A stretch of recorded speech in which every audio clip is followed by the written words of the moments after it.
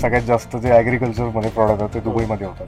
ठीक आहे, दुबई, श्रीलंका किंवा अजून तुमचं ओमान, कतार, कुवेत वगैरे या गल्फमध्ये जास्त आहेत. कारण जो तुमचा परचेसर आहे, जो बायर आहे तुमचा, तो बेसिकली त्या कंट्रीचाच नसतो. मोस्ट ऑफ द केसमध्ये असंच होतं. माझी दुबईत कंपनी होती, आमच्याकडे 4 पाकिस्तानी आम्हाला जॉबला ठेवावं लागले होते. कारण प्रॉब्लेम असा आहे की दुबईत जर तुमच्यासोबत फ्रॉड झाला, तुम्ही कंटेनर उधारीत दिला आणि त्यांनी पैसे नाही दिले, तर तुम्ही तिथे जाऊन त्याचं काहीच नाही करू शकत. आणि तो तिथे थांबत पण नाही, तो पैसे घेतो आणि पळतो दुसऱ्या कंट्रीत त्याचा.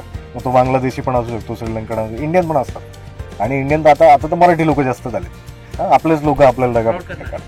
हां, कमिशन एजंट काय करतात की तुमच्याकडनं 5% कमिशन घेणार आहेत. बरोबर आहे. ॲग्रिकल्चरमध्ये ॲक्च्युली प्रॉफिटच 5% आहे, तोच त्यांनी काढून घेतला. तर तुम्ही बिझनेस फक्त हमाली केली. त्याच्यानंतर तुम्हाला इन्सेंटिव्ह मिळेल, तो फिक्स आहे, तुम्हाला मिळणारच आहे. पण त्यावरती तुम्ही तेवढ्यावर जर बिझनेस करणार असाल तर मग लोकल बिझनेस केलेला चांगला.